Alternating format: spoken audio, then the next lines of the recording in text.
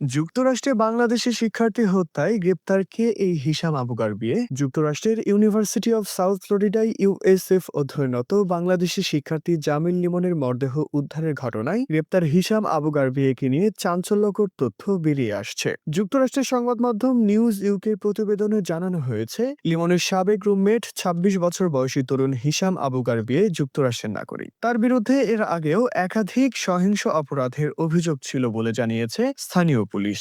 একই বিশ্ববিদ্যালয়ের নিখোঁজ আরেক বাংলাদেশি শিক্ষার্থী নাহিদা এস বৃষ্টির এখনো সন্ধান পায়নি পুলিশ। পুলিশের তথ্য অনুযায়ী সর্বশেষ বৃহস্পতিবার বিকেল ৫টার দিকে বৃষ্টির ফোন ক্যাম্পাস এলাকায় শনাক্ত হয়। নিহত লিমন ভূগোল, পরিবেশ বিজ্ঞান ও নীতিমালা বিষয়ে পিএইচডি করছিলেন। অন্যদিকে বৃষ্টি রাসায়নিক প্রকৌশলের শিক্ষার্থী। তাদের দুজনের বয়স ২৭ বছর। গত ১৬ এপ্রিল তাদের সর্বশেষ দেখা যায় বলে জানিয়েছিল বিশ্ববিদ্যালয় কর্তৃপক্ষ। গতকাল শুক্রবার দেশটির গণমাধ্যম WFLA নিউজ চ্যানেল 8 জানায়, নিখোঁজ শিক্ষার্থী জামিল লিমনের দেহের অবশিষ্টাংশ হাওয়ার্ড ফ্র্যাঙ্কল্যান্ড সেতু থেকে উদ্ধার করা হয়েছে। তদন্ত কর্মকর্তাদের দেওয়া তথ্য মতে, লিমনের মরদেহ উদ্ধারের আগে হিশামকে গ্রেফতার নিয়ে বেশ নাটকীয় পরিস্থিতির সৃষ্টি হয়। টাম্পার উত্তরে হিশামের পরিবারের বাড়িতে পারিবারিক সহিংসতার ফোন পেয়ে পুলিশ সেখানে উপস্থিত হয়। পুলিশ পৌঁছালে হিশাম ঘরের ভেতর নিজেকে অবরুদ্ধ করে রাখেন এবং বের হতে অস্বীকৃতি জানান। তবে তার আগেই পুলিশ তার পরিবারের সদস্যদের নিরাপদে সরিয়ে নিতে সক্ষম হয়। পরে পরিস্থিতি নিয়ন্ত্রণে আনতে সেখানে পুলিশের বিশেষায়িত ইউনিট